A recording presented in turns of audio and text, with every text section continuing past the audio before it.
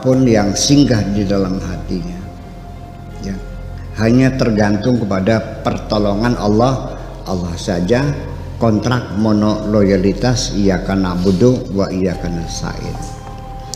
Ya wathiqan bid-dinar wad dirham, wahai orang yang mempercayakan dirinya kepada dinar dan dirham, wahai orang yang mengagungkan rupiah, wahai orang yang memuliakan dolar,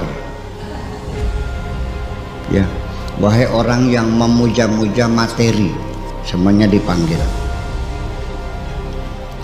Alladzaini fi yadika an qaribin yadhhabani. Ketika engkau di tanganmu ada uang, ada rupiah, ada dolar, ada emas, ada berlian, apapun semuanya, percayalah tidak akan lama akan pergi dari tanganmu itu. Tidak akan bisa kau genggam selamanya, itu akan tinggal. Cepat atau lambat, tetapi yang pasti semuanya, apapun yang kau kumpulkan, harta, kekayaan, kemewahan yang bergelimang, ya, yang gemerlap, yang ada di genggam tanganmu, di kantongmu, di lemarimu, sawah sekian ribu hektar, mobil sekian banyak, percaya atau tidak, itu semuanya pada saat engkau dipanggil pulang, suka tidak suka, semuanya akan ditinggalkan semua. Balik awak, cuma bahasa Sundanya balik awak abang, artinya kembali dengan tidak membawa apa-apa, hanya apa balik awak abang tuh, teka awak abang, balik awak abang, datang tidak bawa apa-apa, nanti pulang pun tidak bawa apa-apa semua. Iya, akhirnya karena hartanya banyak, rumahnya mewah, istrinya cantik, mobilnya bagus, apa yang terjadi? Rasa takut mati berlebih-lebihan. Orang semakin kaya semakin takut mati.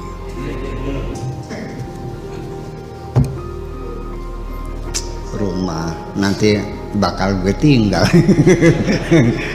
Lihat istri yang cantik, ya Allah, nanti kalau saya mati gimana? Masa kawin? Ini kan terjadi. Malah saya merasa mengenal sekali melihat ada orang bekerja siang malam pengen bikin rumah, rumahnya bertingkat bagus, nggak usah diceritain namanya ya, belum selesai, tinggal finishing touch, ya tinggal ya ngecantik lah, udah tinggal finishing aja, dia mati. Akhirnya di tempat tinggal, istrinya kawin lagi, yang nempati siapa? Rumahnya ditinggali, istrinya di di alam kubur kunyuk sih.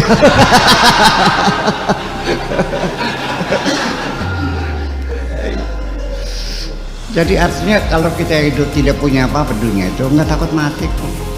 Apa sih? Nggak ada yang ditinggal. Itu yang saya mintakan, bahwa kalau begitu berarti hartamu menyiksa dirimu sendiri. Ini belajar untuk tidak hubud dunia ya, gitu caranya. Ya, dipakai modus gitu.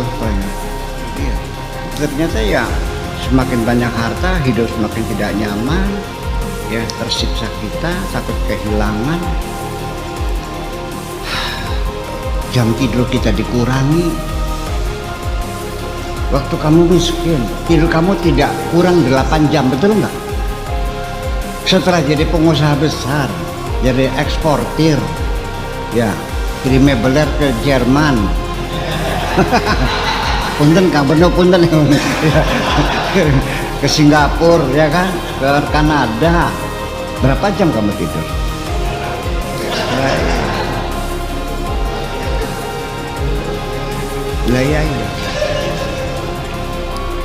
Iya. Setelah uang berlimpah ruah, ternyata dia tidak bisa menikmati hartanya kok.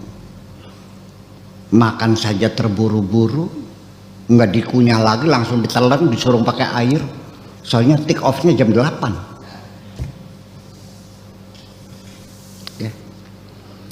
Ya, saya bercerita begitu bukan katanya. Saya biasa setiap pagi itu sarapan sandwich sama Coca-Cola sambil lari ngejar kereta api di London tuh kan.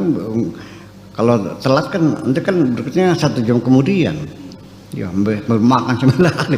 Ya begitulah, mungkin saya lagi bukan cerita saya lagi kaya. Saya cerita lagi bagaimana makan terburu semacam itu. Ya semua orang kaya makan semacam itu.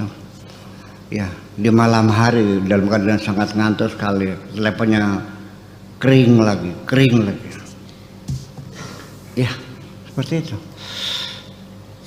Ya dulu segala cara dilakukan untuk mencari harta.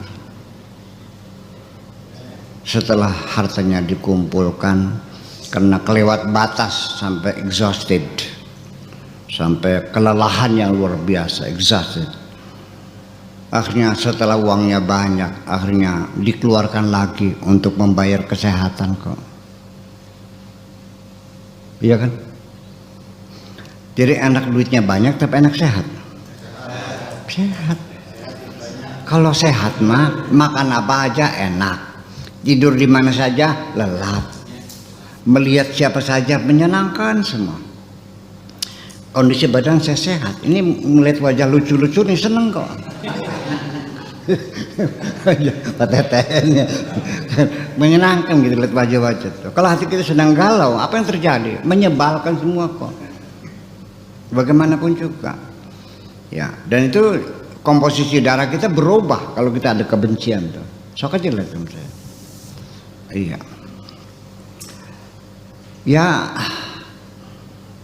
tadi baru cerita, hanya kita kesandung ya, kaki kita itu nginjek paku lah, luka sedikit. Kenapa begitu dicek darah kok leukositnya jadi bertambah? Ya karena ada infeksi, apalagi infeksi psikologis. Iya. Jadi malah bisa melumpuhkan kerja fisiologi kita. Iya. Artinya terganggu semuanya itu.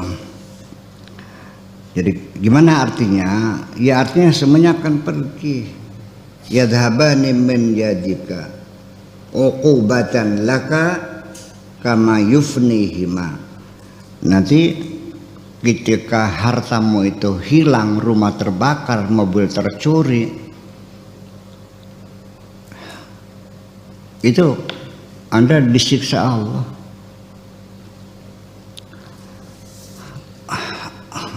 Orang mobilnya hilang, kecewa enggak? Istrinya mati sedih enggak? Rumahnya terbakar enggak? Sedangkan itu pasti tidak bisa tidak, semua yang kau miliki akan habis masa waktunya, habis masa kontraknya, masa berlakunya, expire semuanya itu. Rumah, mobil semua expire kan. Nah, ketika Anda harus melepaskan atau kehilangan harta kekayaan, kecewa enggak? Jadi kalau begitu, semakin banyak kau memiliki kekayaan, engkau harus menanggung kekecewaan yang lebih banyak lagi. Berbahagialah mereka yang tidak punya apa-apa di dunia ini. Iya. Kenapa? Karena tidak pernah kecewa. Bitarmi itu, Bitarmi apa, buruh tani ini, tukang nanam padi itu. Dia tidak pernah kecewa karena sawahnya gagal. Sebabnya apa? Dia nggak pernah sedih ditinggal mati suaminya. Sebabnya apa? Dia nggak pernah stres ditinggal mati oleh anaknya. Dia nggak pernah kecewa mobilnya hilang. Sebabnya apa? Jadi kalau begitu, yang paling bahagia itu orang yang tidak punya Masuk akal enggak? Oke. Ini kata Nabi. Yang dulu waktu ketika saya masih muda, masih belum ketemu rumusnya gitu. Ada hadis saya mentertawakan. Tuba liman hudiya lil islami wa kana aishuhu kafafan wa qanaatan. Yang artinya kutuba berbahagialah. Liman kana hudiya lil islam, orang yang hatinya mendapat petunjuk bisa berserah diri kepada Allah, berbahagialah. Wa kana aishu kafafan wa qanaatan, hidupnya tidak punya apa-apa dan siap menerima apa adanya. Waktu saya masih muda kan gila juga, gimana mungkin ya enak kaya dong. Enak kaya apa enak miskin? Ya ternyata memang dibalik itu kebenarannya seperti itu.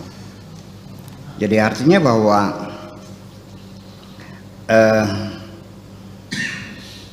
begini, orang yang selalu merasa kekurangan hidupnya serba kurang, itu bukan karena rezekinya sedikit, tapi keinginan yang terlalu banyak. Betul nggak? Iya, nggak bisa habis. Dulu belum punya sepeda, pengen punya sepeda. Setelah punya sepeda pengen apa? Setelah motor? Setelah punya satu? Nyesain, misalnya nggak punya istri, nggak punya istri kan? Setelah punya satu pengen berapa? Nggak pernah habis. Jadi artinya di situ kita punya peran, bukan hanya sekedar mencari uang, bukan sekedar hanya melaksanakan berita Tuhan, tapi juga mengontrol diri kita sendiri. Jangan membiarkan muncul keinginan-keinginan yang kepuguh-puguh, yang gak jelas-jelas itu. Ya, minimal kita arahkan, kita ingin tuh atau kepengen atau minta kepada Allah itu hal-hal yang betul-betul real, sangat kita butuhkan. Nggak ada masalah. Tapi kalau keinginan, Anda ingin nggak dikasih mobil Jaguar? Kamu mau nggak? Pengen nggak Rolls Royce? Saya juga ingin Lamborghini pengen juga. Iya, S500 ya. Yang anti peluru tuh. Pengen, ya pengen. Tapi butuh nggak? Pesawat juga pengen. Nah ini Pak Abukar tinggalnya di Blok Lombok. Pengen beli pesawat, nanti hinggapnya di mana? Kalau mencari masalah. Nah itu. Jadi, nah setelah kita membatasi keinginan itu kepada yang real kita butuhkan, ketika kita minta kepada Allah apapun yang kita butuhkan, juga jangan artinya mencari tingkat sempurnaan yang berlebihan. Cobalah pakai standar minimal saja supaya hidup kita nyaman. Standar yang minimal itu artinya ya sesuai dengan situasi dan kondisi kita. Artinya butuh makan nggak? Butuh, ya silakan minta makan. Apa yang kau makan? Yang penting asal kenyang. Murah apa mahal? Yang penting asal kenyang, murah tak mahal. Kang Abu di Hotel Mandarin itu depannya Hotel HI ya. Itu satu mangkok soto tuh harganya tuh sekitar 250.000. Iya kan? Ya memang mangkoknya bagus, di bawahnya ada lilin menyalanya kan gitu. Betul nggak? Yang layaninya perempuannya roknya pendek kan gitu. Sama lagu-lagu slow Celine Dion lah di situ. Lampunya remang-remang, tapalaknya putih bersih. 250.000 turun nyebrang HI belok ke jalan kacang. Ya kan di Jongkokan ada soto yang sama, airnya sama, ketumbarnya sama, garamnya sama, harganya 15.000. Iya kan? Jadi apa yang membedakan? Hanya tempatnya. Kemudian bedanya ketika masuk pintunya dibukakan, ya kan? Ketika menaruh piringnya, excuse me, ya kan? Atau pardon moi kan gitu. Kalau dijongol kan dilemparin. Hanya itu kan, ya itu harganya berapa kali lipat itu, ya kan? Ya hampir 20 kali lipat. Gila juga nih. Nah itu, ketika kita mintanya yang penting asal kenyang, saya kira masuk di warteg juga 15.000 kenyang kok.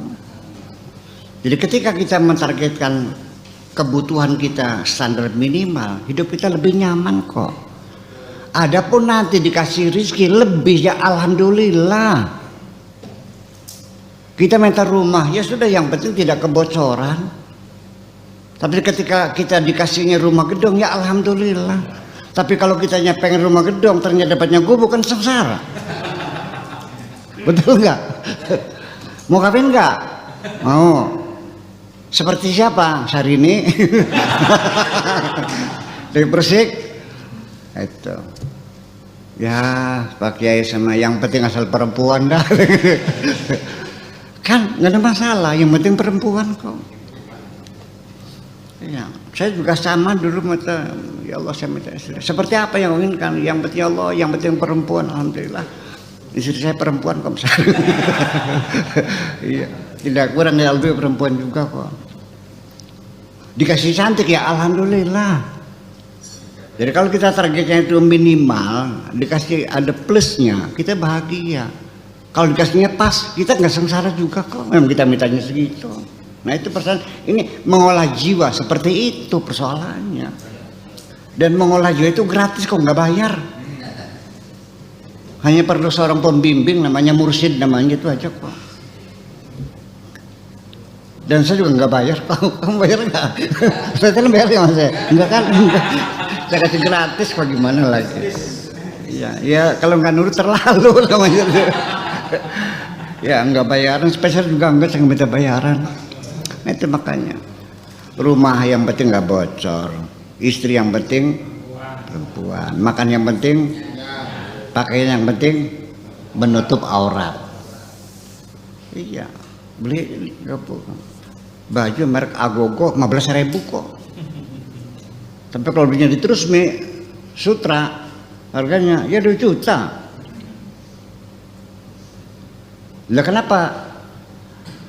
Jadi sebetulnya itu bukan kebutuhan menutup aurat. Kau bayar mahal, kenapa? Ada yang kau tuntut penghargaan. Ternyata kalau begitu, biaya hidup termahal adalah biaya penghargaan.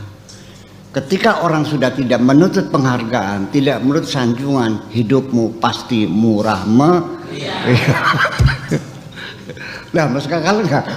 Lah iya persoalannya. Padahalnya di mana sih letaknya rasa nikmatnya dihormati, disanjung tuh? Enggak ada kok. Itu kan hanya imajinasi Anda. Atau barangkali hidungnya kerengap hidungnya. Kepalanya nyut gitu. Atau ada dedet-dedetnya gitu. Seperti itu. Jadi itu hanya imajinasi, hanya yang mempolakan otak kita sendiri. Padahal orang-orang yang menyanjung kamu tuh tidak lebih. Saya juga dulu pernah punya perasaan jelek nih. Kalau ada orang menyanjung saya, ya paling-paling mau utang. Ada maunya kan? Iya. Itu. Artinya ya seperti itu semuanya itu. Jadi itu akan uqubatan laka, ketika habis masa berlakunya kenikmatan yang di tanganmu, itu menjadi siksaan bagi kamu semuanya itu. Qad kana fi yadi ghairika. Boleh jadi kenikmatan itu, uang itu ada di tangan orang lain, dikasihkan oleh orang lain, tapi siapa? Fasuliba minhu wa sullima ilaika, diambil dari tangan orang lain, diserahkan kepada kamu. Yang kedereng-dereng dia, yang dapat saya. Itu sering dalam hidup begitu, yang ambis sama dia tapi ternyata jatuhnya ke tangan orang lain kok, gitu, nggak niat nggak apa. Litasta'ina bihima ala ta'ati maulaka, harta, kekayaan, fasilitas yang kau miliki hendaknya betul-betul digunakan sebagai kelengkapan, sebagai alat, sebagai fasilitas untuk menunjang pengabdianmu kepada Allah Subhanahu wa Ta'ala. Jadi itu sifatnya, kalau pejabat itu namanya inventaris ya, untuk menunjang, mendukung tugas pelaksanaannya, kan gitu. Rumahnya dinas, mobilnya dinas, supirnya dibayar negara, ya, juru masaknya bayar negara, pengawalnya bayar negara. Supaya apa? Supaya kamu bisa melaksanakan tugas yang sebaik-baiknya, itu aja persoalannya. Begitu selesai masa jabatannya dikembalikan lagi punya negara kok. Iya kan? Seperti itu. Jadi sebetulnya, nah itu. Jadi artinya begini. Kapan manusia sadar ketika mendapat rezeki, di balik itu pasti ada tugas. Kebanyakan yang memang buat saya. Begitu dipakai untuk berfoya-foya, berarti dia tidak paham bahwa di balik fasilitas ada tugas. Oke? Betul nggak? Dikiranya untuk dirinya sendiri. Minimal kalaupun kita belum sampai ke tahapan di balik fasilitas ada tugas. Minimal bahwa rezeki yang Allah berikan kepada kita tidak 100% seluruhnya untuk kita semua, tapi ada bagian haknya orang lain. Minimal 2,5%, 5% sampai 10%. Nah, setelah kau keluarkan haknya orang lain, baru itu murni untuk dirimu. Selagi belum kau keluarkan hak orang lain, kamu belum berhak untuk menikmatinya. Itu saja sudah hebat. Kalau ada orang paham begitu, sudah hebat. Kita panen, kalau belum dikeluarkan zakatnya 10%, itu belum milikmu. Itu. Allah berfirman, mau percaya silakan, nggak udah.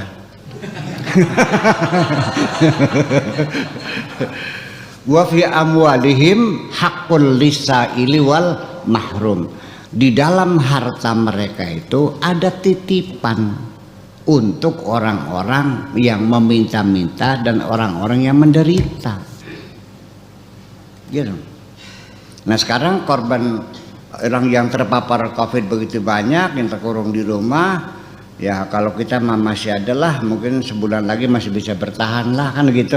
Masih ada tabungan.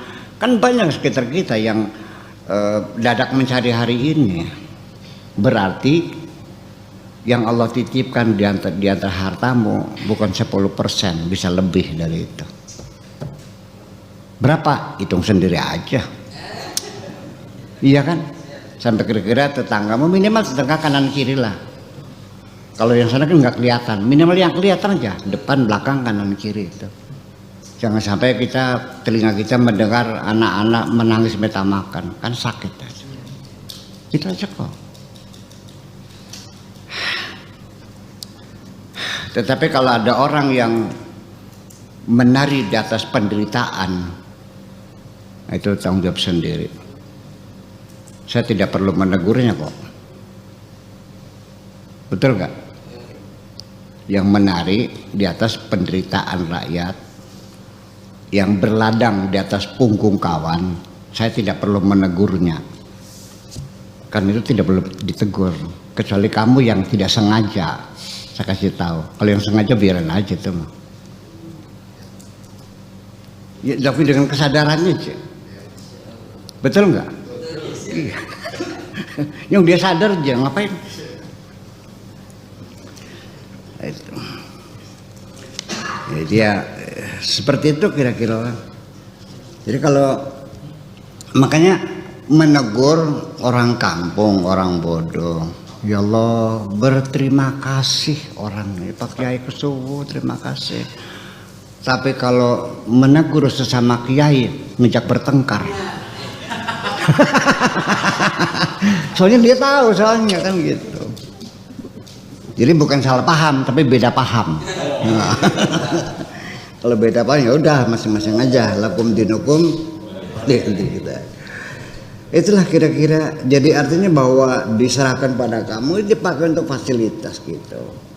Azza wa jalla faja'altahuma, iya. Kalau tidak kau gunakan harta titipan Allah untuk menunjang, memfasilitasi tugas-tugasmu, maka hartamu itu sebenarnya adalah berhalamu. Berubah menjadi berhala yang kau sanjung-sanjung, yang kau muliakan itu.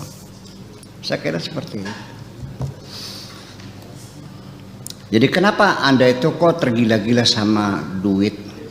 Ya karena lu naruh duitnya di kantong, pas di pinggirnya jantung kamu. Itu sebabnya kamu cinta harta tuh.